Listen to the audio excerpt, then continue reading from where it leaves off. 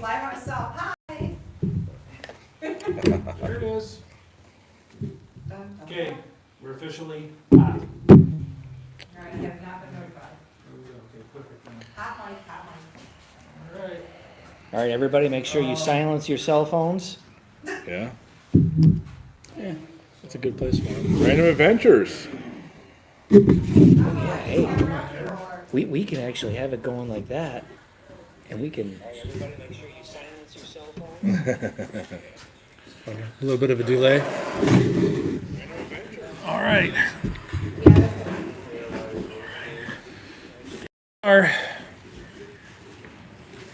Hey, you haven't even sat down yet.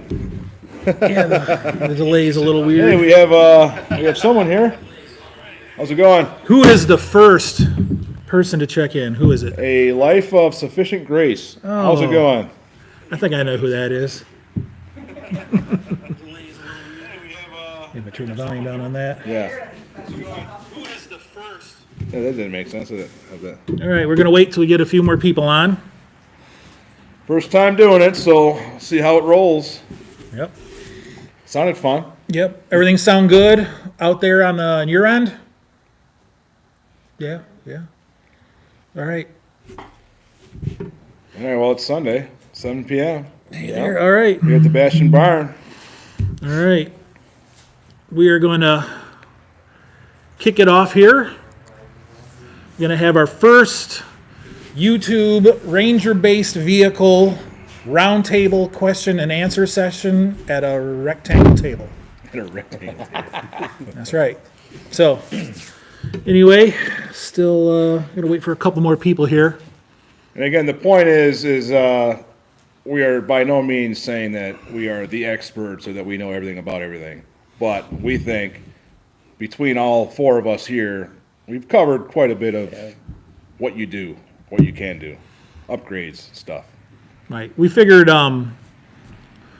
what this whole thing is going to be about is the knowledge at this table is pretty vast when it comes to Ranger-based vehicles. Like the title says in the video, RBV, Ranger-based vehicles, in case you didn't know. So between the four of us, the Bronco 2s, the Rangers, hell, even full-size Broncos for these guys. Yep. Ford Explorers, we've got a couple of those under our belts too now. And, Mustangs, Thunderbirds. yeah, Thunderbirds, even the Ranger that I used to drag race anyway. So Any Ford Noble Steed. we got a lot of knowledge sitting here. So I think we're all pretty much in the same boat. We get a lot of questions shot to us through YouTube, through Instagram, Facebook. So we figured to give everybody a chance just to go ahead and chime in and ask your questions away. You've got everybody here all at once. So get your questions in, and I guess we'll start off. John, who are you? Where are you from? And why are you here? My name's John. I'm with Broncos R Us. I'm from Highland, Michigan. I drive a 87 Bronco 2 with a 347 stroker in it, the blue and white one behind us. I met Dan probably 3 to 4 years ago. I drove a full-size Bronco at the time, It's and at a truck stop, wasn't it? he kind of changed my ways a little bit, and now Yeah, I'm driving a. Yeah, you were all full size, and here I am with a 90 Bronco 2, and I kind of wanted one like it, nothing stays stock for long. so I built one like it, and then he sold his or parted his out. Also, if you're here watching because you saw it mentioned on John's channel, let us know in the comments that you came here from anybody else's channels. Let us know where you came from. Yep. Right. Yeah. Everything's been good since. We're always doing upgrades and learning from each other. Yeah, we're live right here from the Bastion Barn. This is where 90% of everything happens. So fortunate enough that my dad lets me basically have the barn, and this is where all the magic takes place. Thanks, Doug. Yep. Most of it. Yep, thank you, Doug. So my background is probably similar to Brian's. I started out Mustangs and drag racing Mustangs. And then that got kind of expensive and hard to be competitive without sponsors, so that kind of went to the lay side, even though I still own a 90, well, the wife owns a 90 Fox. 347 in it, built AOD, it's just a street car. And then she wanted a Bronco, so we got her a full-size Bronco way back when, and so we were full-size Bronco people to begin with, and then it's just too big to trail ride, so after taking a ride in Sarge, originally, I'm like, all right, Ken's, we gotta get a Bronco too. So got a Bronco 2, the red and silver one there, and it went from a little lift to what you're seeing there, which is now, full-blown crawler mode, basically. It's got 4-link suspension, coilovers, 347 stroker, Atlas transfer case. Yeah, you name it, it's been done to it. So that's kind of my background. Probably one of the baddest Bronco 2s out there. Yeah. All right, and then Dan, Yep, Dan with Build It, Wheel It, Explore It, here in White Lake, Michigan. Those who have followed me in the past, I had Sarge, the Bronco 2, and the last year and a half, I've been transitioning and built this 94 Explorer, which is the new rig. So I'm super proud of it. It's very capable and it's awesome. it's turned out really well. Just got the paint done. Anyone out there following me just got the paint done, last Sunday? Yep. Right here in the barn. Big help from John and Brad and Craig and JJ. So turned out great. Yeah, so I thought it was kind of cool how we talked about how we all met each other, how we all kind of came together, and honestly, like how we all started off, all of our trucks were so similar Yep. in a matter of 3-4 years. It's like we've all just kind of gone off in our own direction, that suits us the best. Like you obviously needed more room for the family, Yeah. so you made the logical choice there, and I figured if I'm building another truck, I'm going to go balls to the wall and just build it as big as I can. Well, Jeff would like to know how much money it takes to build the rig you guys have. This right here is a $500 Explorer, straight from Florida. well, so I can top that. Gilligan, I paid $150 for when I drug it off the island in Put-in Bay. What'd you pay for yours originally? I paid $1,100 for the Bronco 2 originally. Yeah, hell And of a I deal went on down that. to Kentucky to pick mine up. I paid $3,500 originally. And to be honest with you, with everything I've done to it, I'm probably at $30K to that. Yeah, I was gonna say Gilligan. My Bronco 2 on my channel. I probably stopped counting around 22,000. Yeah, I mean, I haven't updated my Excel spreadsheet in a long time because I'm afraid to. Right. But that's We don't need to look at any of that. Right. yeah. Our wives are not If watching, you- are they? If you I know wanna- I'm over 30,000. Yeah, if you want to crawl and do the crazy stuff that we're doing, you're going to easily hit 30K plus to do it right. Yeah, doing it right with quality components. If you're just going to do simple 2-tracking, you can do it for far less expensive than that. Yeah, even like a stock. If you found like a 90 Bronco 2 factory 5-speed manual, everything with the Dana 35 TTB, Yep. you could put something like that on 31 and have fun with it for pretty Oh, cheap. there's lots of people that do those tough truck competitions with Bronco 2s, Rangers. From the factory, I mean, they're very strong and dependable for what they are in that size. Right. Just start going bigger tires, everything else, the axles become very small very quickly. Yeah. But, yeah. Yeah, so you can build them cheap, but things do escalate quickly. So A lot of people, you can piece together something from the junkyard or 5 other vehicles and then, hit the trail as hard as you want, but then you're broke down in 45 minutes, and then there goes your whole day. Yeah. Whereas you spend a little bit more money on better components, better parts, knock on wood, I haven't broken anything ever, other than my C4 transmission, which is a whole other story. Which is in my truck. And so far hasn't broken. Well, But, since it's been built correctly. yeah. yeah, and those prices, like at least when I speak for myself, that's the price that I spent building the first incarnation of my truck, and then upgraded the axle, and then built a whole nother axle, and then I bought 3 sets of tires. It's grown 3 times in 3 years, so Yeah. I think that's an all-in price. John's truck is probably the only one that hasn't gone through multiple transitions. He went straight from basically a bone stock to pretty much almost what you see here, other than we just did a full width axle swap not too long ago, but he went from bone stock to solid axle swap. He didn't do any TDB upgrades in between. We like- learned from all the other yeah, steps. he's learned from me and Brian and Dan. I mean, Dan went from stage 3 Duff. Well, even before that, when I first got That's right. my Tell 90, your story. it was bone stock. I mean, I almost wish I didn't do anything to it. It was that clean. But luckily, it did have a Dana 35 from factory. So the first thing I did was 2-inch coil springs and 2-inch blocks. And then I went to an 8.8 rear axle in it. And then I went from 373s to 410s. 410s, I had a True Track put in the rear. And then I went to 31-inch tires. Then I went to 33-inch tires. Then I went to. Did I go between 410s and 48s? I don't know. I wasn't there. When did you do the D44 knuckle conversion? Yeah, I did that too. Now it's hard to remember everything I did. Yeah. Well, you got a good video on your channel of Yeah, I did a walk around. Yeah, you talk about all 4 that. years ago now of everything I did the Sarge. We got a question here though from Nick Boba. Boba. what up, Nick? What size exhaust are you all running, and are you running dual or single? That's a good question. Yeah.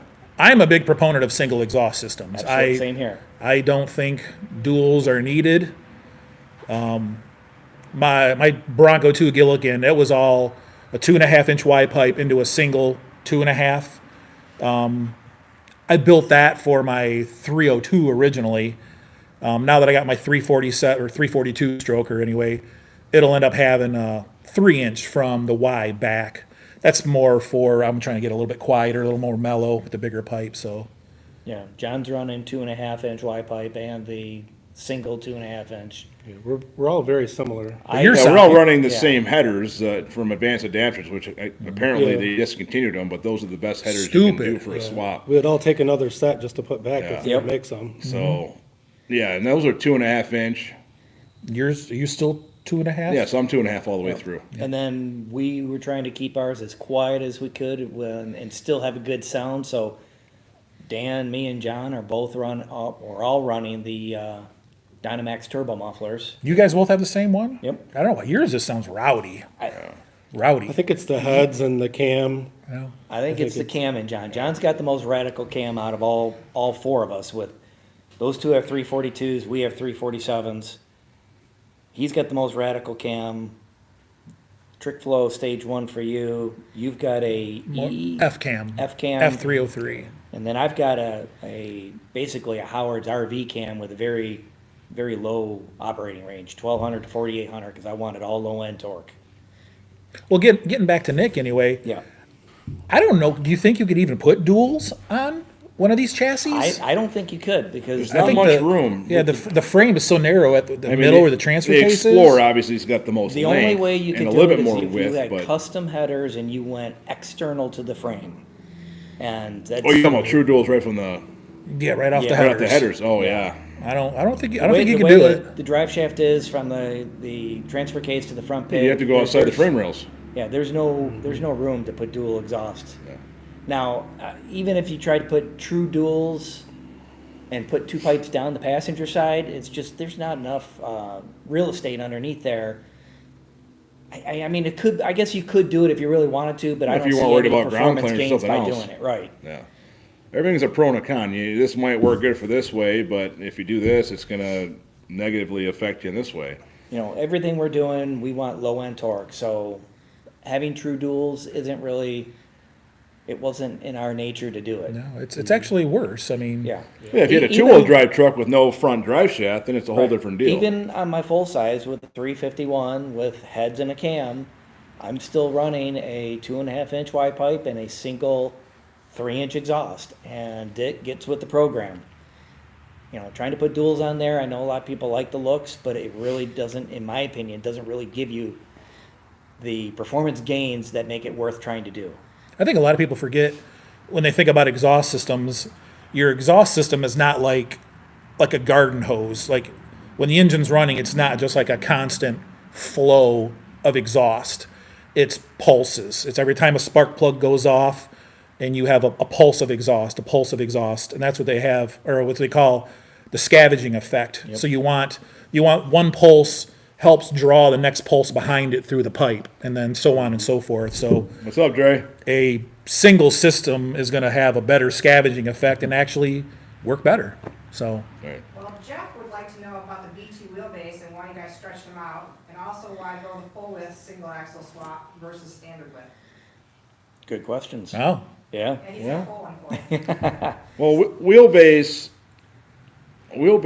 is kind of king. I mean, short is nice for certain things, but it seems like most of the stuff that we've all been doing, the longer wheelbase is definitely helping. So stretching it the extra 5 inches, the extra 4 inches, whatever it is, even an extra 2 inches Definitely helps. makes So, a difference. right. Stock You're a Bronco- lot more stable. You're a lot less tippy. Yep, yep. You can flex out more and not lift a tire. what I think a big advantage though, like speaking here locally in Michigan, we have we have a few off-road parks, and they're all pretty much just call it flat terrain. There's some hills and stuff, but there are a lot of man-made trails with lots of tight courses in them. And I know early on with my Bronco too, getting through some of them trails when we would go with the guys in the Jeeps and everything, my Bronco 2 would just, I mean, like, Boy, they turn on a just- dime, Yeah, yeah. you could just thread yourself through the trees, and perfect vehicle for trail riding. I mean, just like you said, you felt like your full size was too big for some of that stuff. Oh, yeah. The small wheelbase definitely shines. Like if you're going to build just a trail rig to go whatever hunting or just ride 2-tracks or whatever, that little wheelbase I think works really really well. Right. But like I think a lot Again, of us a pro and found, a pro and a con. yeah, Yeah. I think a lot. Go ahead. Well, like we found out that short wheelbase does have a pretty hard downside when you're wanting to climb Well, yeah, steep vertical hills and climbs, I whatever. mean, it puts you feel like you're already tipping over before you're even, Yep. and Yeah, going so, down. I mean, mine stock is 94 inches on a Bronco 2. I stretched mine 10 inches. I'm at 104, and it is way more stable now when I'm doing inclines and declines than beforehand. What is it? What is it at now? 104. 104. Okay, And 104 is about the length of a Wrangler LJ. which everybody considers like the perfect chassis. Exactly. Yeah. Yeah. I mean, I'm going to say mid 110s is probably going to be the perfect trail wheelbase. Now for full width axle versus say a Gen 1 width, This guy should have the freshest impression of Yeah, that. I haven't got to off-road it too much, but just driving it around, I drive mine on the road probably more than any of these guys do, and it just feels so much better. It's very stable. Well, yes, the It stability. doesn't wander, this axle is not wandering all over the place. So what did you have and what did you go to? I had a 77 early gen Dana 44 low pinion, and I swapped it out to a 78 high pinion Dana 44. Which is 6 inches wider. Yep, as far 6 as the inches axle's wider. concerned. I got RCVs, air locker in the front, and then I went from 456 gears to 513s. So you gain 3 inches per side. yep. Yeah. Okay, I don't know if you can Yeah. kind of see it behind us or not there, but Which ended up not. We thought it was going to be crazy wide, especially with the steel wheels. It still fits on my But it Trans. actually That's the important part. Yeah, what, Didn't get that crazy wide that we thought. what was it, So it ended up working out 79 pretty or good. 81? Yeah, then, 80, like, what's- 81 inches. I think that's about what it And is. as far as your truck, John, wheelbase wise, you're 1 inch in the back for sure with the leaf perch. Yeah, the back's In moving the back front, about you're an what, inch. maybe. Half In the inch, front, probably. an inch at the most. Yeah, you can't do too much so does that put you at in 96 the inches? front with the track bar and the steering. Yeah, probably about 96. The way Dre did his, if he's watching right He's- now, yeah, he's on. his has moved forward quite a bit. At some point, I'd like to go, without going full hydro, move it forward a little bit more. I forget, is Dre running a factory gearbox or is he running an outside frame? I think it's factory.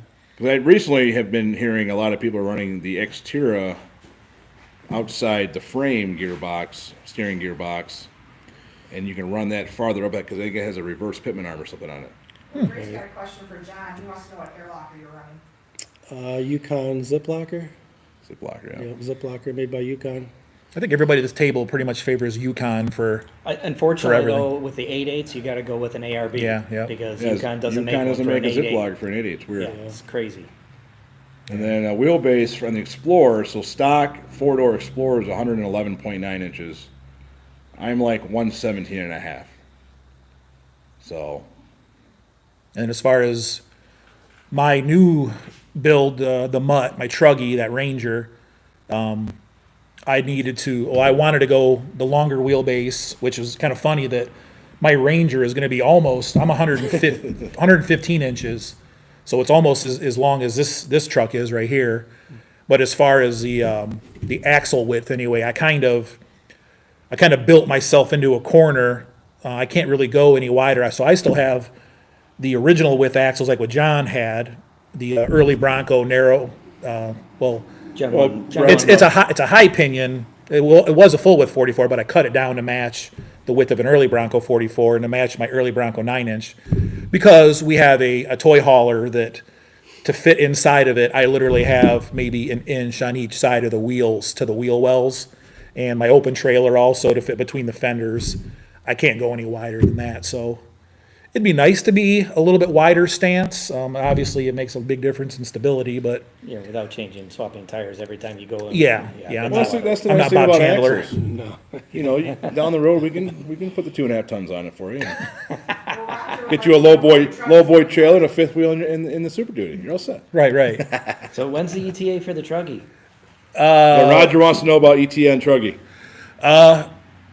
Boy, I don't know. I'm not gonna. I think you're over a pretty good hump, though. Oh, it definitely is. Definitely is. Like we were talking earlier, the wiring is going to be the longest part because I want to make sure that's really, really good. So, I'm hoping in a month, let's say Thanksgiving, hopefully it'll come out under its own power. Like every day, like I keep saying, every day I try to do something, no matter how insignificant it is, how small it is. I want to. He's shooting for the Macy Day Thanksgiving Parade. That's it. That's it. I have my spot reserved in the parade. Yep. Well, Craig would like to know about the fuel systems. Did you guys stay with the V6 in-tank fuel pump and original lines? Good Well, all of question. us but John are running the 255 liter per hour pumps. I had John's I still had an running- issue with two of those, and I went back to the stock. And I've heard Fuel other pump, people and it's seem been to run working the good. stock pumps with no issues. Yeah, Well, that's I the have thing. been for But I a guess year and a half now. For low speed stuff, we're not blasting 1,000 gallons of fuel like a race truck. Yeah, but even at the dunes when he's riding. I wide run open mine throttle, pretty hard. Yeah. What a lot of people don't know is though, the stock in-tank fuel pump in a V6 Bronco 2 is the exact same flow as a electric fuel pump on an F-150 with a 460. Ford only had one 88 liter per hour pump. They basically put in That's what it was. everything across the board. So, but since we all have stroker motors and Yeah, I'm the oddball out of the group because I stretched it 10 inches back and I couldn't fit the factory B2 gas tank. So I got a fuel cell in mine, only holds about 13 and a half gallons, and I'm still running a 255 liter pump. It's just an aftermarket one to go inside an RCI fuel cell. And I am running a B2 tank in my Explorer. Yes, yes, he is. The factory fuel tank on an Explorer is along the driver's side frame rail, which wouldn't work with a 4-link setup. So since I went 4-link, that wasn't an option. And I was hoping to not have to do a fuel cell. I wanted to kind of keep it factory. So I fabbed up some stuff, a couple cross members for a B2 tank, and it's been working great. It bolts in and out just like a factory B2 tank. It's up nice and high. I think I've only nicked it one time, and that was down in Stillwell, which is the most extreme we've done so far. So And, super happy with that. I don't know about Brian with the Truggy, but we're still all running factory style nylon 5/16 lines. I will be. Okay, all right. It's just the most economical way to do the fuel lines. Yeah, I mean, yes, you could go braided steel, but you're gonna be paying $5 a foot. I bought- if not more. I bought a whole 25-foot roll of Dorman nylon line. Dorman sells a push together fuel line union. So you can make all your connections, literally just push them together and you're done. I don't think I have $80 in my entire fuel system, even counting the filter. So Yeah, Yeah, it's you very don't cheap. have to go crazy. We went one step up. We split the Yeah, we bought the Dorman tool, which there are better ones, but it was way better than trying to push the lines on ourselves. What was our trick? A little bit of Windex Just- and just a little bit of touch of heat, Just and they a all little- slipped on? Yes, yep, that's what we did. The goal was I wanted to do a system with no extra connectors or unions in mind. I did have what Brian said in SARS, that worked fine. But since, again, brand new truck, let's just do it 100%, and that kit worked great. And personally, I'm not a fan of like the steel braided hose. A lot of people like to use the rubber inside. It can break down over time. It does. We have so much the ethanol, the alcohol content, yep. and the fuel we're using now for a vehicle that doesn't get It's not made for ethanol, right? a lot of it's not. Not No, really. and for a vehicle that sits more than it's used, it'll break down that rubber hose really fast, and that'll cause all kinds of problems you don't want to be into. So the nylon stuff just makes the most sense across the board. It's lightweight, cheap, flexible, easy to mount. It doesn't get any easier. Very easy to work with. And we're all running Explorer upper and lowers with Intakes, manifolds. intakes, intake manifolds, 24-pound injectors. I'm running the Explorer fuel rail. I think everybody else is running a Mustang fuel rail. Mustang fuel rail, the lines come up to the passenger. Yeah, I front of like the the head. Explorer one, how The it comes Explorer out the one- driver's side firewall. Yeah. So you don't have to loop the I mean, extra you got fuel options around. when you're plumbing your fuel lines. You can go with either set of fuel rail. Explorer might, I don't know, be a little bit easier because it kind of goes up to where the After Bronco seeing 2 yours, I do like how, I mean, you're basically cutting out about 4 feet of line and not having to go up by the steering gear, Forward to go around back. Yeah, But I mean, over by the header, Yeah. down through there. So if I knew that ahead of time, I would have probably done that route too. My intake came with that rail, Right, so right. that's What- what I used. So I know some of the Explorer V8s were returnless. So the newer ones. So I don't know what the year the break off year is, but the original Gen 1s, I don't know what the years are. That when they first came out, they had a return system, okay, and so then later I they went to wanna say returnless. Maybe 2000 95 to 2000 was the second gen. went to returnless. Which you could still run a returnless system. You just have to have a pump that's capable or compatible with that. Well, yeah, Yeah, the second yeah. gen, but even like between 95 to 97, the Explorers, there was a lot of changes in 98 from 97 I too. kind of like having a return line though because it keeps your fuel circulating, and actually I think it probably helps keep the fuel cooler. Yeah, as slow as what we're doing, crawling and stuff, it's definitely better to Yes, have it that. is another line you got to run, but It's cheap. yeah, yeah. So Dre confirmed he's still running a factory gearbox. Factory location. Yeah, factory location. Okay, cool. Oh no. Wait, What? I guess factory location. You, guys wouldn't be able to move it up. You want to any talk further. about your Ron Francis harnesses? Yeah, that's You know, And I'm the only engine one. management. yeah. So all four of us are EFI. I'm personally not a fan of carburetors off-roading. I've just seen too many people have too many problems getting off camber and stuff and having fueling problems. So we're all pretty much the same EFI factory Ford setup, I guess. But I've been a big fan of micro squirt computer systems. I run them in basically everything I've ever built, and just do pretty much all my own tuning. I've gotten outside help from other friends when I've been stumped on certain things, but I did run a factory Mustang EFI harness to start with, and it worked fine until it didn't. And that's the problem. Now these 30 parts, year- they're 30 years 30, old 40 plus, years yeah. old now. That copper and rubber don't last forever, so. Mine's still holding up. Right, so you're the last one Yep. to yet convert, Yeah, but you had switched over, and then when Brad did his, he went right to it. I Right. started cutting apart a Mustang harness to get rid of the circuits I didn't need, and halfway into that, I'm just like, You're debulking, but you're not taking years off. yes, I was like, you know what? they no younger. It's about $500 for the Ron Francis harness, and it is worth every penny. You can wash it in some Botox or something. Yeah, you route it, you tape it up yourself, you get it the way you want it, and everything's new. So I mean, it's it's worth the investment to start with a new harness. Hope you're taking notes. And then since Brian already had, then Brad went with it. I figured with the brand new build, why would I want to keep using a 30-year-old harness too? So then I converted over as well. Yeah, because what was it, last year with Oh, Gilligan? yeah, you kept having issues. I had a problem for a Weird. year straight Yeah. with it just shutting off, dying.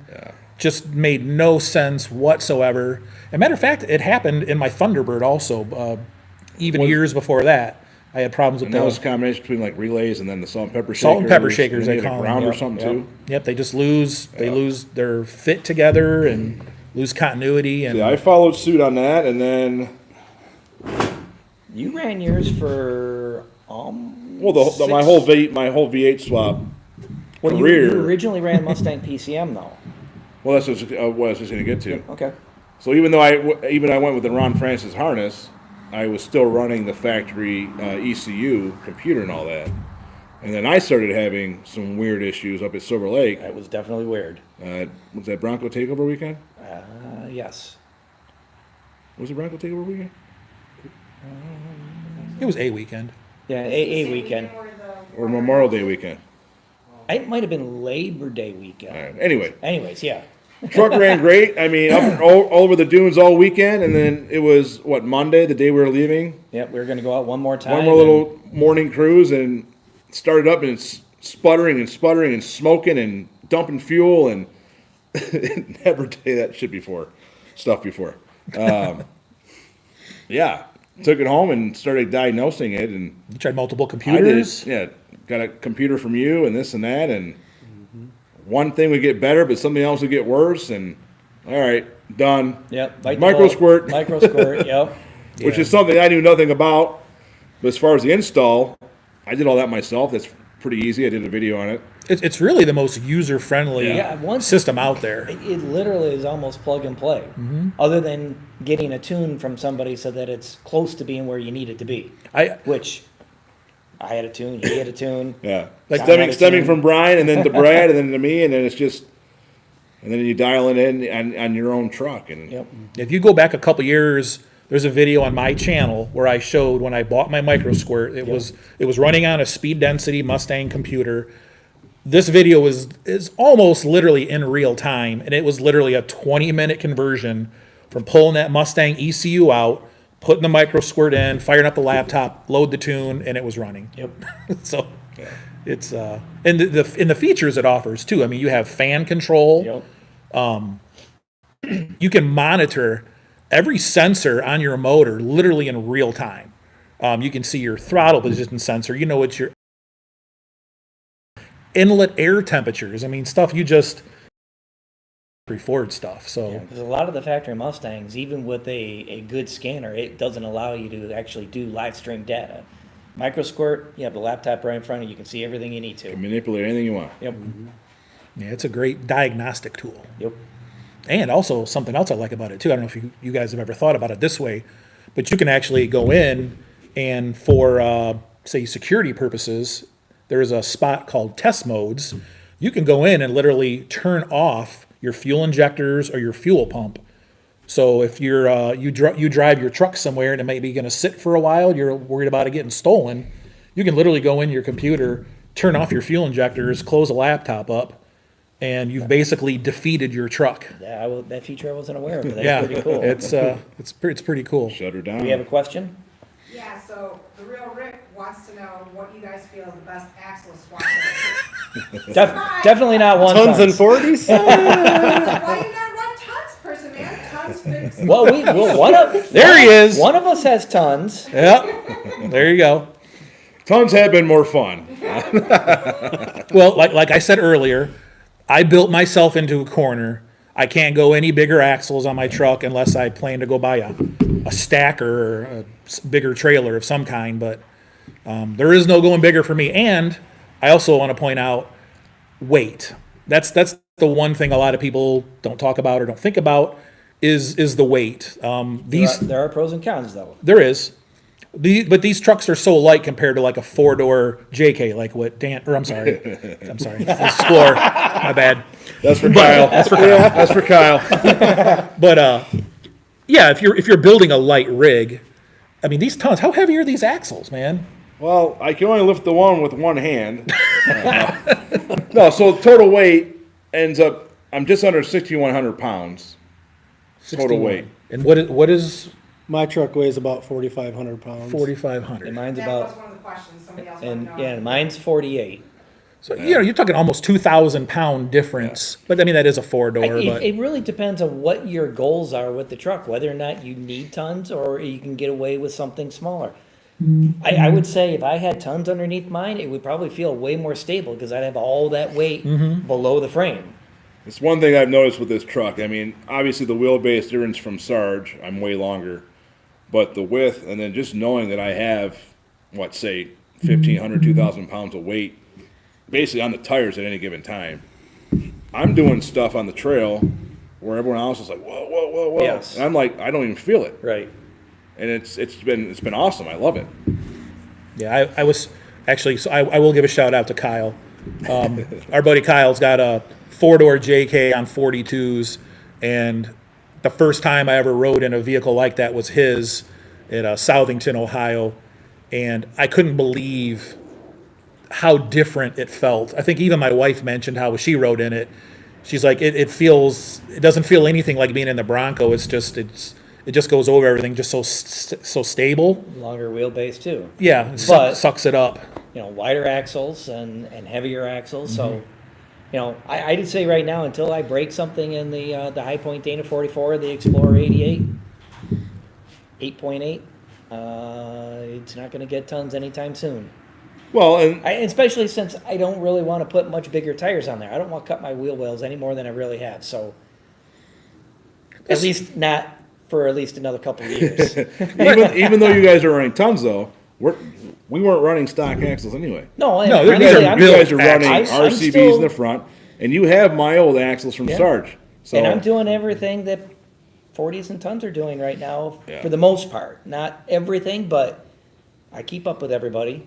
And I think a lot of people, when they hear Dana 44, at least me, like the first thing that comes to mind is these JKs and JLs with their two-piece Dana 44s, like to break in half. Like the Dana 44s that we're using are literally the best ones you could possibly use. They have the thick axle tubes. They don't have that central disconnect crap in it or whatever. I mean, I we're think that did start with the JLs, though. Yeah. I don't think the JKs had that. okay. Well, I know I think JLs are newer. I know have that I'm disconnect. talking out of my wheelhouse here, but I thought JK still had that same issue with the weak tubes. Well, the bending tubes, and yeah, but stuff. the disconnect I think was new with JLs. But Okay. regardless, All right. yeah, no matter what version Jeep 44 it is on the new stuff, it's weaker than the old Right. Ford stuff. But the three of us we all have reed knuckles, we all have good lockers, good gears, RCV. RCV axles across the board. I mean, And then the rear of the 88s are all Yukon chromoly's. Yep. yeah, The they're 9-inch So, I mean, conversion they're built hubs. pretty much as strong as, well, I mean, I'm sure we could build them stronger, but. I don't know, could we though? I don't think we could. Well, the 9-inch is the only thing you can go a little You bit could get above cut- with. The I mean, 9-inch, well, you got a 9-inch in there in the back of the truckie. Yeah, what did you do with yours? 35 I spline. put a 35 spline spool, 35 spline axles. That's They're it. from all the way. Well, Yeah, they're from quick we're- quick I- but, performance. we're still- but a base 9, like a very base 9-inch, had 28 splines, Yeah, right? I would And not- had- I would not trust And it. had the small bearings. Yep. And then there's one or two versions from that one up, right? There was still Yep. a 31 spline small bearing. Small bearing. And then you got a 31 spline big bearing Yeah, housing. yeah. I have Yeah. I don't know. People consider the one that I have the most desirable, I guess, It to was only have. 1 or 2 years, right? Yeah, like mine's out of a '77 early Bronco, so I think they. Right. I think Tom told me at one time they referred to it as like the 6500 GVW axle or something because it's got the Torino big bearing ends on it. It was factory 31 spline, and it had superior 31 spline chromoly axles in it the entire time. Gilligan was together on 3737s, and And with No a issues. spool. And you. Yeah, and, yeah. And I run- you're- I'm a you're- spool guy. You're spooled full time, and yes, you not to twist anything, and as much street driving as you do with a spool I've been driving a spool since I was in high school. with big tires, that's insane.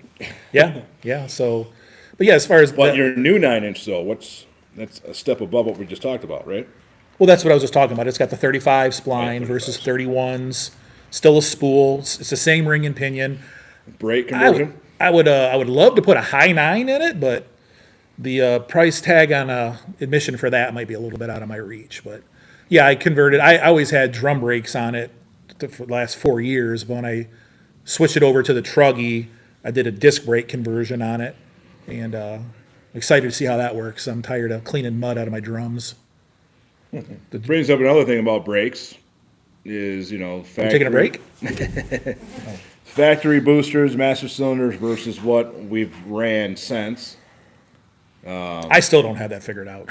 Yeah, neither. But you're doing trial and error. You're Yeah. narrowing it in. Yeah. And then, mine, again, mine's different. Mine's a different build. I went with the 1-ton Hydro Boost. Yeah, you basically have the Super Duty Hydro Boost setup on yours. Yeah.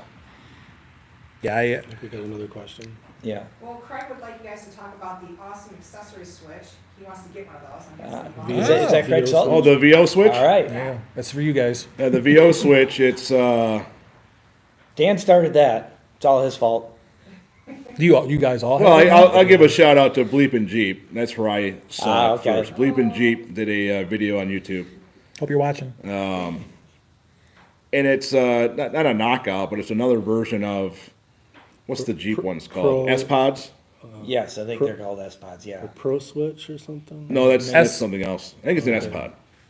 Anyway, instead of running 4, 6, 8, 10 toggle switches or Individual relays. rocker style switches like what Brian's gonna be doing here soon. Basically, it's a single wire box. It's like smaller than a cell phone. It's got 8 switches on it, and one wire that runs in the cab. The one wire is basically a USB style cable. So you got power and ground that goes to the control switch. Yeah. And then you got communication circuits that go to your relay box. And the relay box can control The relay box mounts individual under the hood or items. wherever, and then all your accessories just go right to that relay box. And then you got all your controls of all 8 things right on your dash or wherever you mount it. Like I got switch 1's air compressor on for the lockers. Second one's rear locker, front locker, 8 pillar lights, fog lights, and then I have trans fan, Sasquatch? You got a trans fan Trans override, Sasquatch engine mode? fan override. rock lights, and I think I got one open still. I Okay. think I got one open still. It is well still got one open. well worth the investment when you're going to be putting a bunch of accessories on it because it makes wiring so much better. You don't have to run wires every time you want to add something into the interior because it's already built into Taking that notes. communication. I'm done beyond that. There ain't no going back for just me. recently on John's truck, he was running into some issues with the fuel pump, and then after that, he had an issue with the PCM power relay, which is the reason why we want him to go to the Ron Francis harness. But we wound up using 2 of the switches on the VO switch to energize the EEC power relay, You're just bypassing stuff that you couldn't figure out to fix. bypassing the factory stuff, and then we actually, and then we have one of them powering up his fuel pump. Yeah. So that's just an interim thing until we get a better Yeah, I harness. mean, you can run any 8 things you want, and then each switch can either be on-off, monetary, or what's the other one? Momentary? On off, momentary, and then strobe. Right. Yeah. So each switch can be programmed 3 different ways as well. 8 options? There's 8 switches. See, I got 9 things, so I can't use it. Odd one out. Excuse Del- me. just delete one. And then you can change. You can have red, green, or blue backlighting to it. It Yep, mounts you on a 1-inch RAM mount style ball, so you Yep. can pretty much mount it to anything. There's so many accessories for roll cages You and can have it so that it works, you can operate it key on only, or key off. and it has low voltage And then mode, it has so it low will turn voltage off. protection too, so if you say, have I'm it learning as, stuff. Yeah, if you leave your lights on, you leave your party lights on, your rock lights, and your voltage drops down, it automatically shut off all Yep, power, so yep. you won't kill your battery. So Where did you mount yours at in yours? Down by the Mine's ashtray. just up above my shifters, yeah, by the ashtray right there. 'cause Oh, it's- okay, okay, It's the metal dash versus like their plastic. okay, okay. And what's the company that makes that? VO Switch is the brand that we're running. We all got ours off of Amazon. Amazon's where I found, what were they, 350-ish? 250-ish? 250? Yeah. Versus an S-Pod, which I think is like $900 plus. No, I don't think that. They're. They might have came down. I think they're maybe 100 to 200, maybe more. The VO Switch is very reasonably priced for what it does. Oh, yeah. And then there's another company out called Switch Pros. Switch Pro, that's what I They was thinking have of. some really amazing stuff. Really amazing stuff. Well, Jeff would like to know from Brad if he would talk about his reverse manual valve body and what it does and what kind of trouble you have. So I wound up getting a custom reverse manual valve body made by Dynamic Racing Transmissions down in Connecticut. I didn't like the one that was in the trans. I think it was I'm not going to say who it's from because I'm not bad mouthing anybody because I'm sure it wasn't the issue. But I wanted to eliminate it as a possibility for the reasons why Dan was having so many trans failures. So I called them up and said, this is what I want. I want engine braking in all gears, reverse manual. And they're like, okay. And then that was on like a Thursday or Friday, and a Monday he calls me back. He's like, you know what? Because I had some ideas over the weekend. He's like, I'm going to make you a billet one, not charge you any more. And then when he got it done, they put it on a mule and they tested it. And he's like, man, this thing works so great, I don't even want to sell it to you. And I'm like, but you're going to, right? He's like, oh, yeah. Wonder how many more he's done since. I don't know. What did it cost? It cost me $500. Really? Which is a pretty good price. Yeah. I mean, that's And- kind of below what I would. Really good price. Well, the 470W stuff is going to be more expensive. I'm looking to put a reverse manual valve body in the C6 in our full-size Bronco buggy, which I don't know if anybody's kind of watched our pages, but we've got a 95 that the previous owner's kid rolled it on the dunes, and we kind of made it into kind of like a Yeah. Bronco truggy. And the E4OD this past season didn't like the dunes too often or too good. It got hot, and the infamous pump seal leak that they get, which talking to my trans guy, he says, well, the original seals had a tendency when they overheated, they would leak. The new seals don't do that. But I'm going to get a C6 built because I don't need fourth gear for on the Yeah. dunes. Yeah. So that one's going to go reverse manual valve body too. Those are only, for like a TCI brand, they're only like 300. No, actually, my trans builder said he was going to hook me up with whatever he's going to do for like $250 for the valve body. Jeez. Yeah. I would just have him do that one too. Yeah. Yep. Oh, I already talked to him. I just got to drop it off at his house.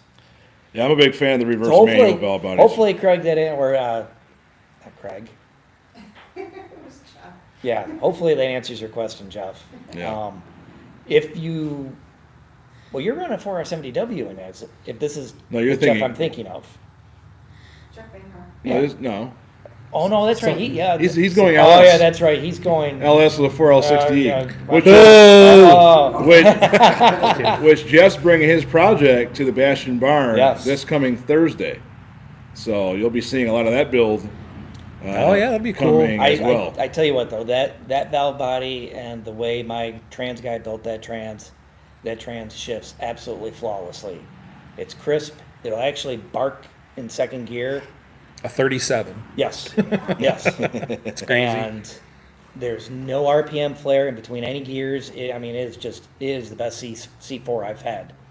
And it's been built now 3 times because I did the first time and Yeah, I've had it built twice. yeah, I dabbled in building it and I didn't put the forward clutch together right, so that's why the first failure occurred.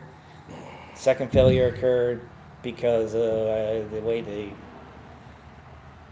the end play was in the transmission. It took out the aftermarket planetary, so I just put the stock one back in for now. And it's, But as far as the reverse manual though for off road, it's yes, the reverse manual. It's Dan, the gate, the winter shifter that we all running. Well, yeah, everybody but I will be. Okay.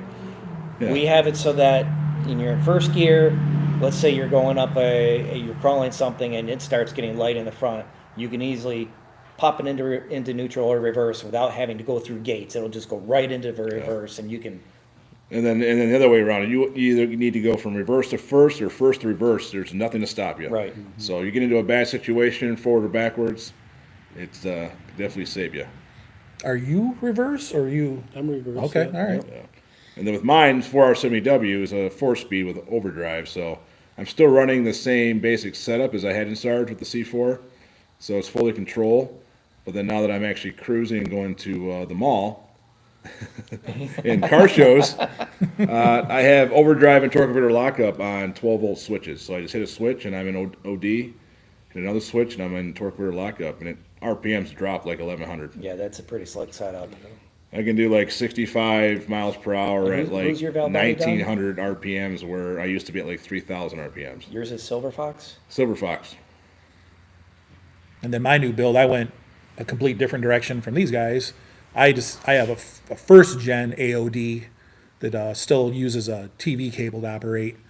And I had Lentec in Canada. They built me a special valve body specifically for off-roading.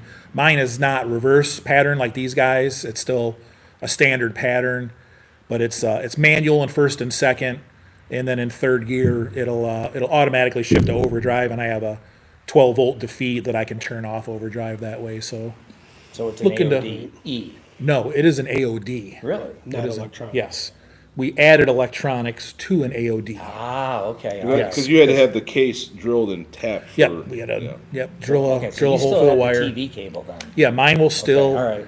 Yeah, I was. And that's where I was confused, because we all thought that you going with an AOD, that you were going backwards on your gear ratios. But you actually do have a 284 Yeah. first gear, just like a 470W. Yeah. Where I thought, with the C4s, we had 246s. I thought you were going to 240, which is what a regular AOD is, or whatever. And 240 is what the factory C4s are. The planetary. 2.46. Yeah, 246. Is it 246? I thought it was 24. Okay. That's what I thought All right. his was, is a 240. Yeah, when they built mine did he did the typical AODE, all the internals, and it was everything's a direct swap. Everything they say is like 30% stronger, 30% better from AOD to AODE. Correct, So yep. mine has all it's all factory AODE stuff, but it is an upgrade for the trans that I have. And then, like I said, Lentec built me that custom valve body for it. Yep. And eventually, Haven't, John and I are probably somewhere down the road going to consider doing 4R70Ws in ours just to get the fourth gear and the overdrive and the better factory gear ratios. Since you guys are talking about transmissions, they'd like to know about your transfer cases as well. I'm running an Atlas 3.8 to 1, 2-speed in mine. I'm still running an early Bronco Dana 20, although I did get the upgraded heavy duty output, they call it, and it converts it from a U-joint strapped style yoke on the back to a flat flange. So I'm going to be running 1350 drive shaft in my truggy, since it's going to be so much longer than a Bronco 2. So still Dana 20. I'm not twin sticked. It's just still one shifter. And what is that? 240. You have a 248 to 1. 248 to 1 low gear. And you got two style Dana 20s, J shifts and T shifts. Right. So the earlier T shifts were 248 to 1, and the J shift was a 236 to 1, I Yep. think. But I think with the HD housing though, Brian, doesn't it go from a 10 spline to a 32 spline? Yes, now, too? yeah. That's what makes it heavy duty is Right. they change the spline count. Because that's supposedly the weak link of a Dana 20 is that little output housing, that little stub shaft. So it's Which again- it's actually an advanced adapters part. So Which again, everything that we've all done with Dana 20s, I've never no issues. no. It all goes with driving style too. You can't just go out and rock bound something. You're gonna break it. Yep. You Right. drive it sensibly. You drive it smart. Nothing's gonna break. All right. Always be in complete control. No guesswork. I'm running a twin stick Dana 20 for now until I decide to go with a 4-speed trans, and then I'll switch over to an Atlas transfer case.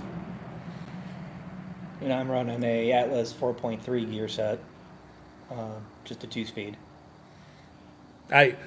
I do have intentions to get an Atlas eventually, like these guys. It's just right now. I think the last time I heard, it was still like a 6-month wait to get an Atlas, and You know what I told you though? If you ordered it 6 months ago, you'd have it. well, that's, yeah, but it's still $3,200. So Yeah, it took me 4 months or so to get mine a year ago. So that's why with Yeah. me converting mine to that heavy duty rear output and building the 1350 shaft, when I eventually do order an Atlas for it, it'll literally be a direct swap. I won't have to change. 'Cause you'll be within the same length. Yep, as the it'll be Atlas. it's physically the same size.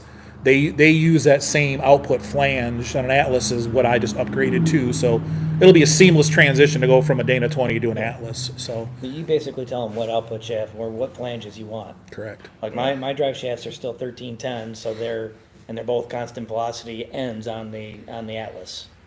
So it's not the flat flange, it has the 4 bolts that go to the constant velocity. Yep. Shady Tree Customs would like to hear about the oil filter relocation. Ah, That is a good one. that is a good Yeah, question. it is a good Yeah, one. there's some real garbage out there. Well, yeah. I think all of us, as far as on the engine side, in reference to these chassis specifically, the Canton oil products, they make a nice aluminum one where the fittings actually face forward off the block, as opposed to some of these cheaper off-brand ones. I'd say there's gonna be 2 options. You're running the Canton, we're running the Moroso. Same build style though. Yes. Like the off the shelf $70 kit, it's just a direct 1-piece screw on kit, right? Or part. Yeah. So it's gonna screw on and tighten down with the fittings facing the engine block. Yeah, or whichever way it or the winds cross up. member. Yeah. Whereas the Moroso or the Canton that you're talking about, you tighten it down exactly where you want it and you clock. You can clock the fittings wherever you want. Yeah, those cheap kits out there, wherever it ends up being tight at is where your lines are going to face, and I'll bet 90% of the time they're not facing anywhere good. Nope, mine always had a drip until I converted mine over. Right. So yeah, that in the block that goes on the motor is probably more money than those entire Yes. kits from the cheaper brands, but it's worth every penny. Absolutely. And do not run them cheap Hose clamps. barb fittings with the rubber hose with the worm clamps on them, because we've both. I mean, you lost basically an entire motor over that, And mine got hurt. and I got lucky as hell. I blew a line off mine In the dunes? in the dunes climbing Test Hill. Yeah, mine was at the dunes as well. I was doing 4-low drag racing. Must be those high RPMs. Well, the pressure's up high, Yeah. and the hose, it's hot and soft. But yeah, I blew it off, and But we're still all running factory oil or factory standard pressure, standard volume pumps, correct? I'm high volume standard pressure. Okay. My thought is because of the extra line that the distance it has to travel, I've always just run the high volume pump, but definitely standard pressure. So yeah, the- don't cheap out on them cheap kits with the Yeah. crappy lines and barbed Right. fittings, and just don't do it. yeah, we're all running. Well, we're all running the AN10 fittings, Yeah, the Russell, what's the name of the Russell line? twist lock. Twist They lock call line? it twist lock. It's AN10 hose. I mean, the fittings themselves, they say you don't have to run clamps, but we're also running the band clamps, Yeah. not the worm clamps. The actual, what do you call those? The They're crimp clamps. yeah, crimp clamps for extra protection. Yeah, I actually went to there's a store by my house that builds hydraulic hoses, and I actually had them build me the hoses there, so they're all crimped. It's like a hose you would find on a backhoe or something, so Yeah. I don't have any worries about them coming apart, so. Yeah. Well, Exhausted 101 wants to know if you guys have a particular winch that you'd like to recommend.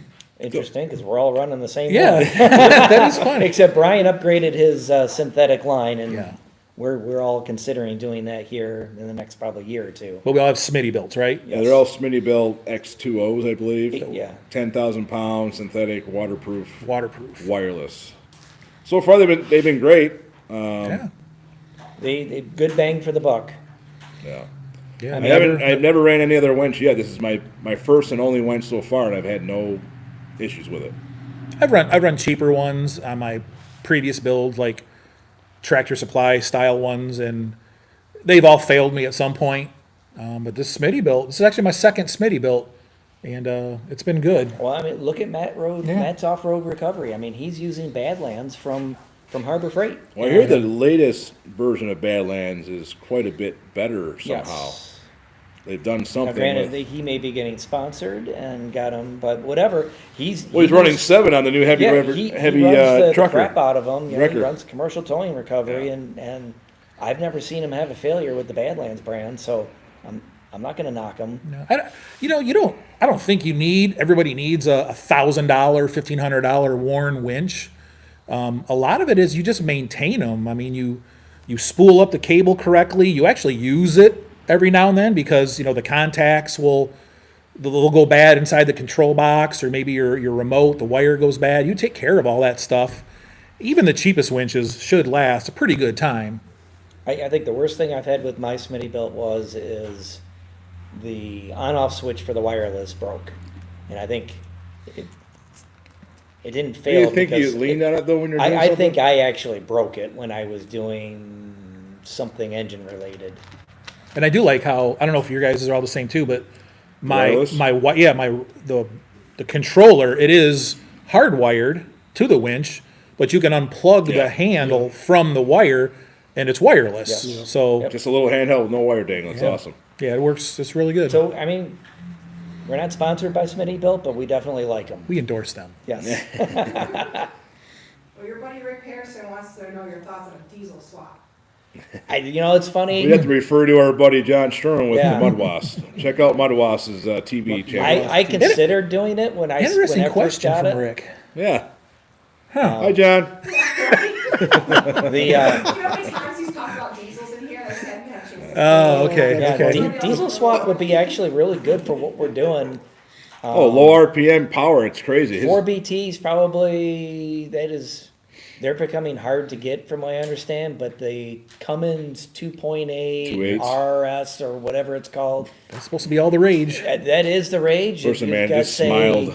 If you got bet he 9K did. to fork out up front, How much is it? 9K for that 2.8 Cummins. 9,000. I heard they're pretty expensive, yeah. He Wow. says if it doesn't blow black, take it back. Well, yours did for a minute.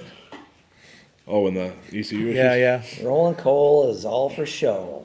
I don't know what transmission options would you have to be a manual if you did a 4BT swap and something like this, or It's well, I mean, that's what Mr. Sherwin's got in his.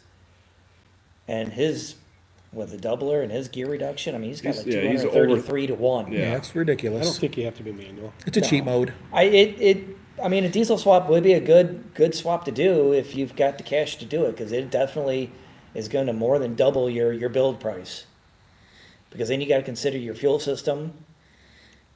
At that point, I don't think I would like that much weight Well, over that- the front of this. Well, the 2.8 4-cylinder is not as heavy as that 4BT, so that's Really? why that's the new go-to? the new go-to, because it's a lot lighter. It sounds like they need to be. What's a 4BT, like 1,000 pound? No, They're like maybe 700 pounds. okay. I So a think. 6BT is like 1,000 pounds. Yeah. Yeah, which not an option here anyway. So what we got? What's our next topic? And none of us are diesel mechanics, so that's one reason why none Oh, of us yeah. want the diesel. I would know what I wouldn't even know how to put. Where do the spark plugs go? Right, where do they go? Ridiculous. Real Rick was like, so when are the 2.5 ton RCVs going in? So silly. You got good shafts though, right? You need some tons Talk about me? diesel. Yeah, I would say. I think he's just I would agree talking, with him. Yeah, if for we fun, put but- diesels in with all that extra torque, yeah, tons would probably be needed. We would probably find the limit of our half-ton axles. Speaking of the strength of axles on a 1 ton, though, is normally RCV is the go-to no matter what axle you have. But on the 1 ton stuff, you actually lose turning radius with an RCV shaft. So the stock shafts are 1480s, and I don't know the numbers off the top of my head. Say a 1480 gives you 20 degrees. If you go to a 1550 size shaft, say it gives you 30 degrees of radius, turning radius. Now you put an RCV in, you actually go backwards down to say 25 degrees. It's X amount of degrees less than what a 1550 joint will give you. No? Interesting. So I didn't know that until recently. But don't quote me on those numbers, but I'm just trying to give you a Right. reference.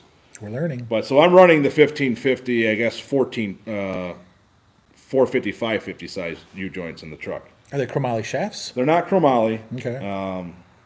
but for the price, what is it? East Coast Gear Supply. You can buy a brand new set shipped to your door for like $330. Wow. It's a lot better than 1,500. U-joints built, ready to go. Wow. So, and the way I look at it, for what I'm doing, I mean, I've never heard of anyone snapping a Sterling shaft in the rear anyway. I've heard 14 bolts have issues with their rear shafts.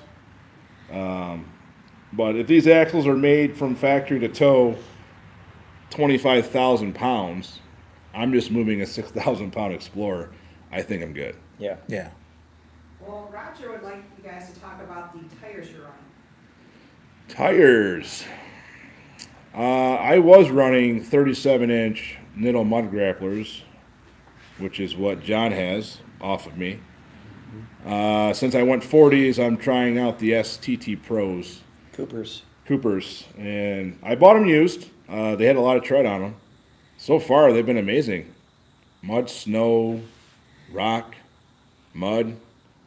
I mean, Stillwell, I felt like I was still almost on Velcro most of the time, even in the mud. But again, I think having 2,000 pounds of weight pressing down on a That Class helps. C That tire, definitely, though, yeah, too, that definitely helps. helps. They're C-rated. C-rated tires. Okay. Yeah, I'm a BFG guy. I had 37s on Gilligan, KM3s, and I upgraded my Truggy to 39 KM3s. Quite honestly, though, when the BFGs run out of life, I think I might try a Nitto. I might try that next, I think, but The trail or the ridge? the mud, the Like, MTs. like I have or no? No, not the one you have. The little bit less They have the aggressive trail one. grapplers and the ridge grapplers. I can't. I would think trail would be the next aggressive, wouldn't it? Nah, I Yeah, can't. I think so, yeah. So 'Cause trail- I was trail would be looking at underneath- the ridge for my F-350, but Yeah, so trail would be the ones underneath the mud grapplers, I think. yeah, I think Okay. so. And I'm currently running the the BFG 37-inch. Don't K- cry. KM3s. It's okay. Take a sip. Take a sip. But you've been happy with those Yeah, they're Nittos? good. They're, what are they rated, Dan, at a D? The D rated? So Those are I E-rated. bought those tires They're E, not having that's much right. knowledge, and they are E-rated tires. E-rated, So obviously that wouldn't be what you'd want to do. right. I'm gonna get new tires eventually. I'll go to a 39, being half-ton axles.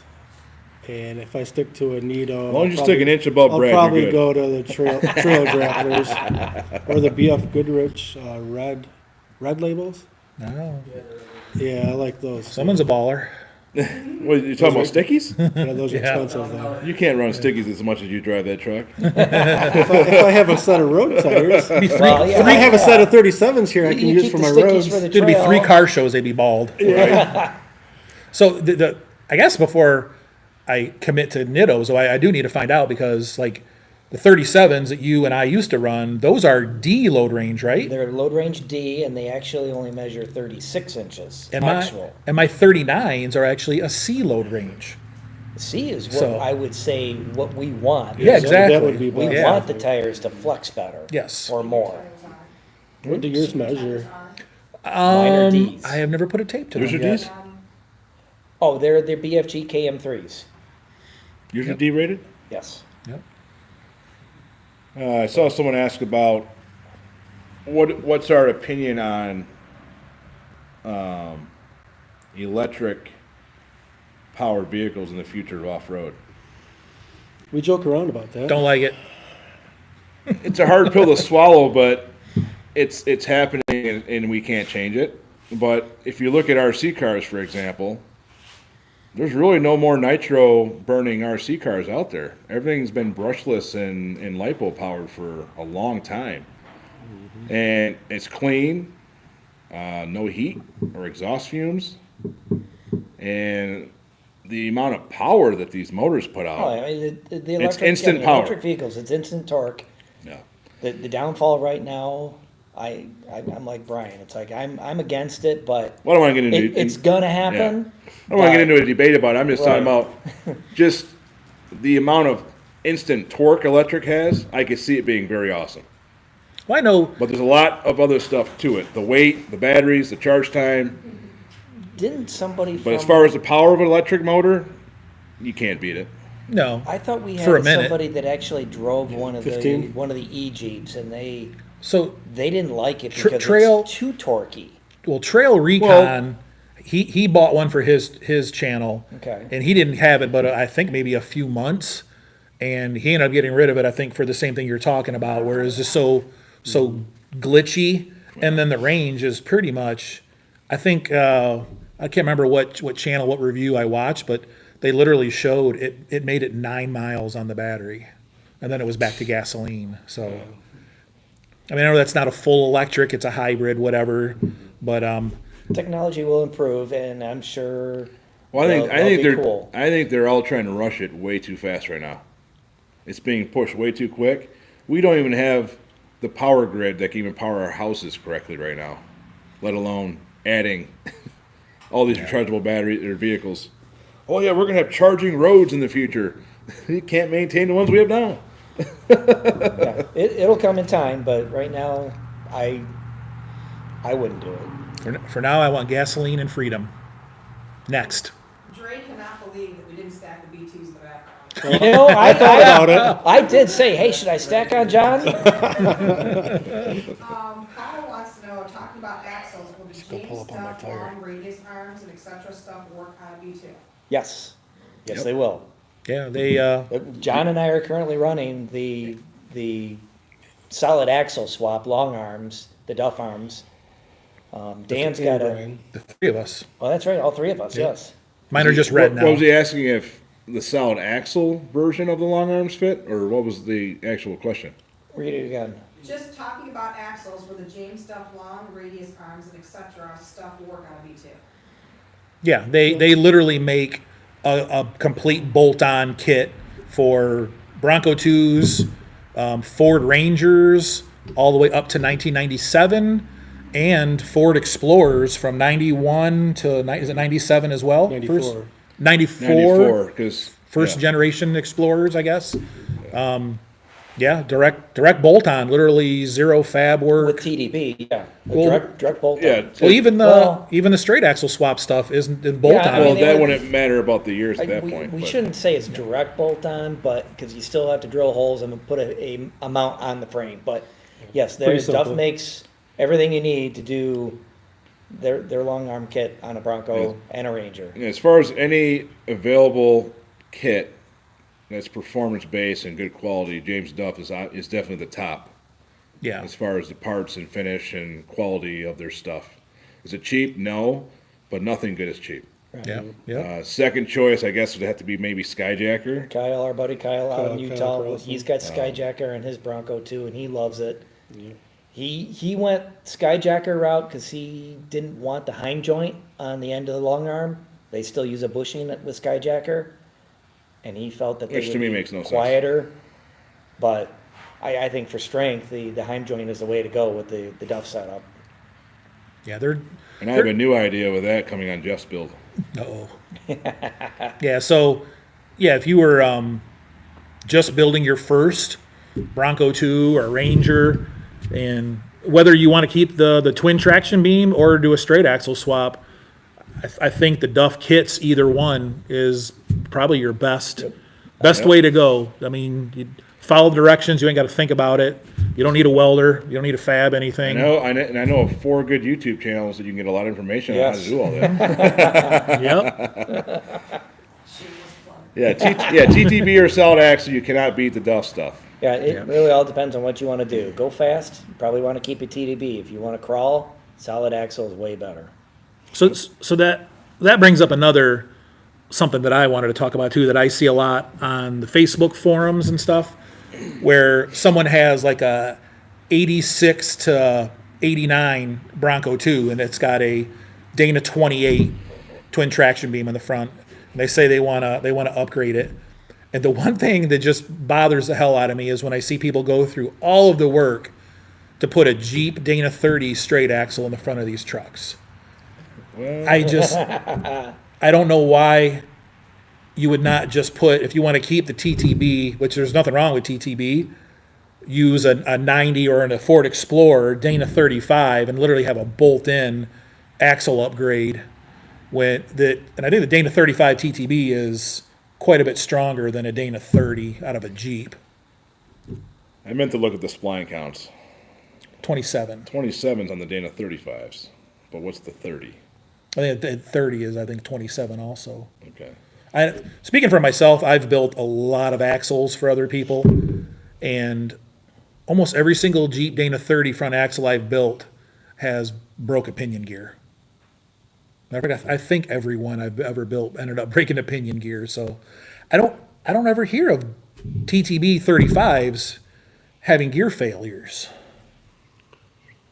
The likelihood of somebody having a locker in a TTB It is traction beam versus a locker and a solid axle it is a pain in the butt. and the different types of use, I could see why you would break a Dana 30 ring and pinion before, because it's in more of a rock crawling scenario, I would think, than what a TTB would be in. Now, I used to be against Dana 30 swaps myself, but I do see why so many people do them. Yeah. They are cheap, they're readily available, and after all the builds that I've done and been part of, having all of that naked tube to work with, you have a lot more options as far as what suspension system you want to do. If you're a fabricator. Well, yeah. Because there's no kit. Yeah, there's no kit. Yeah. If you know what you're doing, if you can cut, weld, grind, whatever else, a Dana 30, you don't have to stick with a radius arm setup like a Ford with the wedges. You can go to a 4-link, a 3-link, or whatever style you want to do. Leaf springs very easily because you have a naked tube to deal with. yeah, that'll be one of my future upgrades is getting rid of the wedge style Dana 44 and 3-linking the front of mine, because I found, not that there's nothing wrong with the way it flexes, but I think I can get more flex out of the front if I got rid of the wedge style long arms. But you had a pretty much a full built Dana 35 TTB in yours before you. Yep. I had 456 gears. I had a lunchbox locker in it. You got to put a spring on the intermediate shaft on the passenger side to keep pressure. I so guess that I thing, did too at one point. Yeah. Yeah. Yeah, and And that's in my daughter's Bronco too now. yeah, and honestly, I mean, I wheeled that thing hard. I never had any issues. Now, what I was going to bring up, Kevin in his XJ, Atkins. Isn't he still D30? Yeah. And he wheels the crap out of his. Yeah, he is. But he is hard on open in that. the front. He's got a lunchbox locker in the front, which isn't always working. Yeah, it's got a lunchbox Is it? locker in it. Yeah, Well, that's why it's open then, because it ain't working. it doesn't work all the time, but he hasn't broken anything yet, and he wields hard. Yeah. So I mean, I think it might.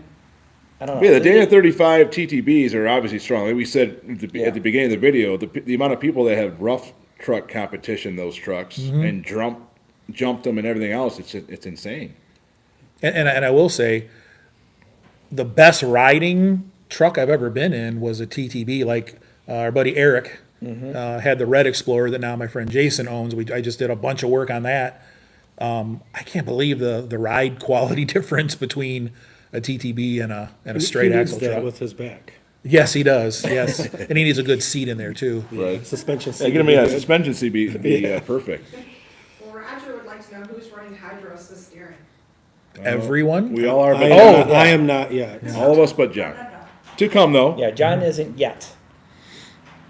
Yeah, I think we all got the PSC single. What is it? 8-inch travel ram. We're all high steer. I've got a 6-inch ram on mine. 6-inch. Okay. Yeah, I was fine up until when I had 35s. I had no issues, but the second I put the air locker in the front 44 and I was on 37s, done. Yeah, when And you're, that was with an Explorer power steering pump, which is better than like the Fox body stuff. yeah, we're all running Saginaw pumps right now, except Yeah. for Oh, no, yeah, we're all running Yeah. Saginaw pumps, except for you. You got the Stock Explorer. Stock Explorer, but, yeah, when you're in an obstacle and your tires are jammed up and you got your front axle locked, if you don't have the hydro assist, you're not turning. Oops, we're kind of giggling at the person man over here. What's the biggest tire I can fit on my Explorer with no lift, person man? How many hacksaw blades do you have? That's right. 235, 75, 15s. So where are we at time-wise with this? It's actually gone better than I thought it would. Yeah, we're at 8:18. We've Okay, got cool. 22 people still watching. Cool. Wow. Any All other right. questions you guys want us to hit on? Yeah, we may, So we don't keep rambling around here? yeah, we'll give it about 10 more minutes, maybe. Yeah. Get your questions in, man. Hit us with something good. Surprised, usually people have questions for yeah. John and his grill. Oh, yeah, His, that's true. conversion. Or even our, Yeah. even Dan and I's front bumper. I mean, I get a lot of questions on my front bumper. Tell the people. The front bumper is from RLC Weld Fab. If you can see I it. found them when I actually was searching. I couldn't find a Gen 2 Bronco 2 bumper that I liked. So I'm like, well, Gen 1 Explorer is the same front end. So I searched for Explorer, and I was on eBay and I found them, and I wound up calling them and talked to them, and I'm like, I was sold and I got it, and then the what's the other bar that we got on there? It's called the little stinger bar we have. Yeah. That's from dirtbound.com. Dirtbound.com. Yep. And then, do you get a lot of questions on your hood? Not too much. Really? No. Yeah, a few No people's good. asked me where I got the bumper from. I'm like, oh, my buddy Dan built that. Universal winch plane and some 2x2 and a couple of glue sticks. Pretty simple. Oh, it did the job. I mean, you ain't gonna break it. No. Yep. And you're running a Duff rear bumper though, right? And I have a Duff rear bumper. When I'm yes. running the RCL Fabs front and RLC rear. Fab rear, yeah. Yeah. The Explorer frame is different in the back than it is on a Bronco 2. Otherwise, I would have went with that same bumper. I didn't feel like trying Isn't to the make... front slightly different than the two? Or is it the same width? It's slightly different. I actually made some 3/16 shims to take up a little slack. But, I mean, other than that, the front ends, they look identical, but the frame is a little bit different in the front, but... Front clip is basically identical, but Yeah. the frame's slightly different. I got Brian's old rear bumper. is a Mine James Duff. mine can be a mutt too. Yeah, yeah. There's only one mutt, though. Yeah. So I guess one final thing I guess I wanted to talk about is the actual places where we do go off-roading. Like Yes. what type of, The person actually is asking, where's our next spot? well, there we go. So, So me and Brad are actually gonna be down in, Tennessee. Jellicoe, Tennessee area, Jellicoe and Pioneer and, what's the other name? There's 3 names. All I know is the sand mines down in Tennessee. Yeah. Yeah. So we'll be, down in Tennessee, was it November 10th through the 13th? that'll probably be the hardest stuff you've done to date, probably. Yes, it will be. So if you Brand new don't, paint, you gotta scratch it. Good thing we got a car show to go to before that. get a lot of pictures. Right? So if you don't know, we are from Michigan. So, Southeastern. yeah, southeastern Michigan.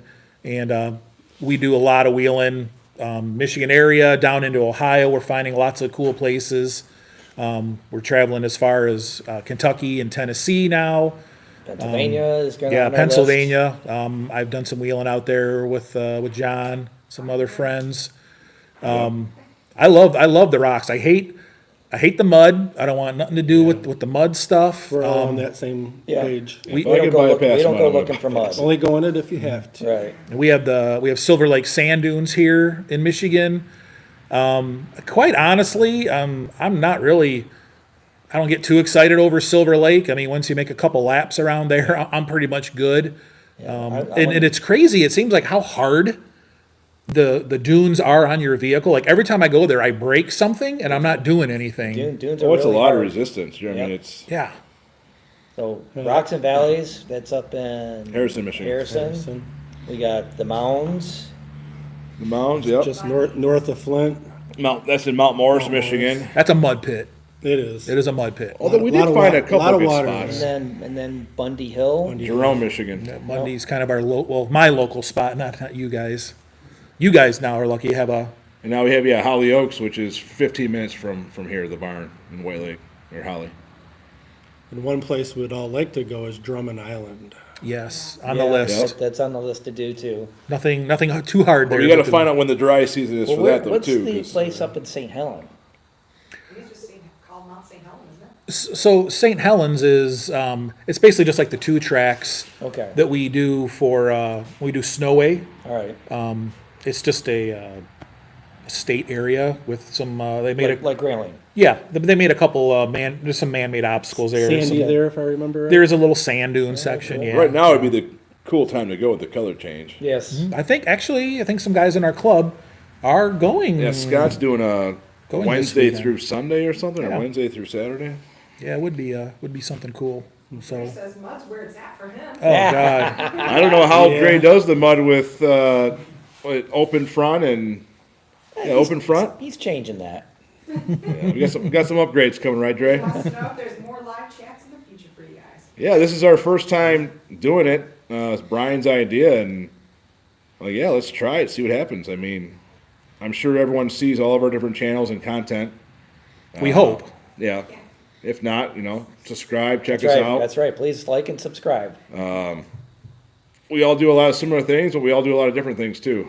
Yeah, I think, my idea was to hopefully get exposure for, all of us. Someone that may subscribe to me might not know about John or vice versa.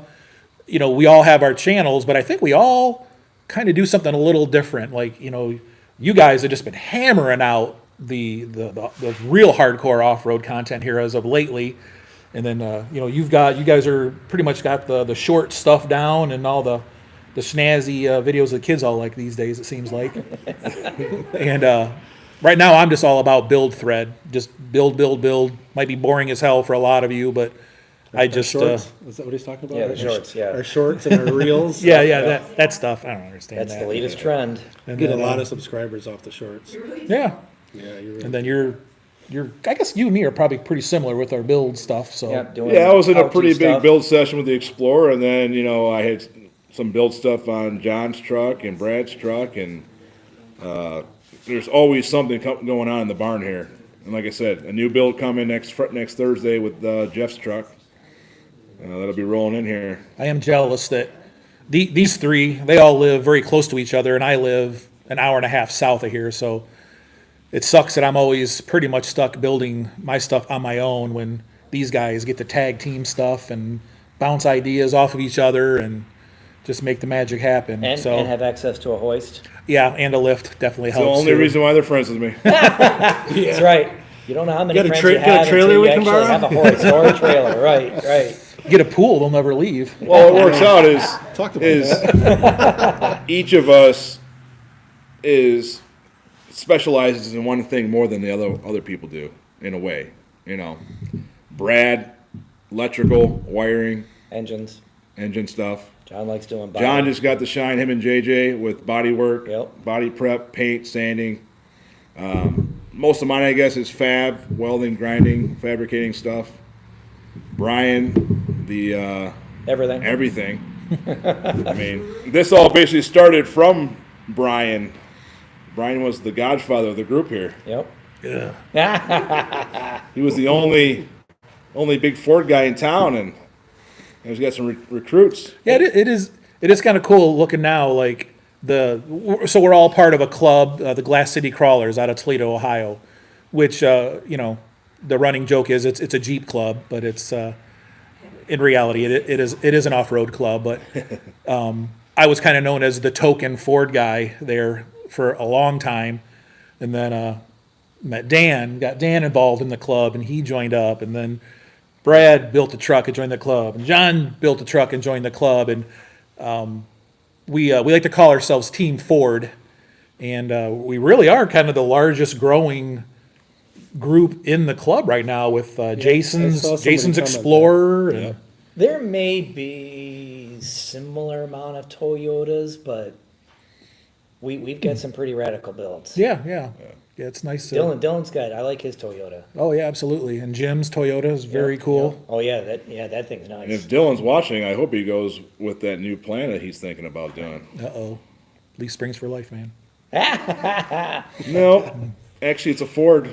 Oh, that's right. Oh, nice, nice. Well, Brian Richard would like to know if you're gonna be coming to Arizona or Moab in the future. That's on our list to do too. Definitely on the list to do at some point. Gas prices coming down soon? Ugh. Brian's the last of the group to get his truck finished.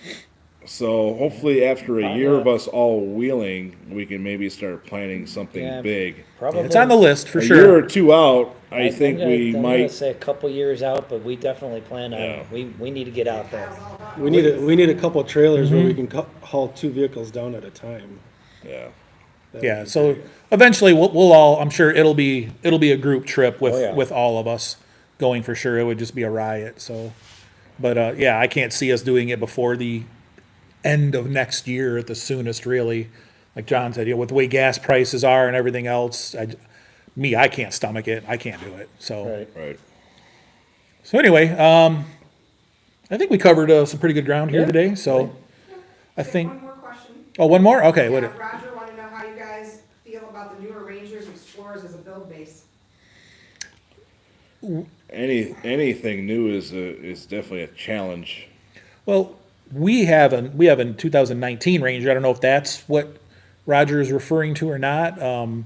My wife has an awesome 2019 Ranger FX4 that for the overlanding, 2-tracking, stuff like that. It's proven to be a really good, fun vehicle. Newer Explorers, I don't think after this generation they're worth a squat personally. Yeah, They after just got good motors and transmissions on them. after what the last second gen, which was 2000 I'm 2001, sorry, engines. they well 95 and up they went IFS regardless, but that's when they offered the V8 for the first time. And shortly after that they went IRS. Right. So So I think really the Explorer, as far as off road goes, only the first 2 generations. agreed. All right. Saying thank you.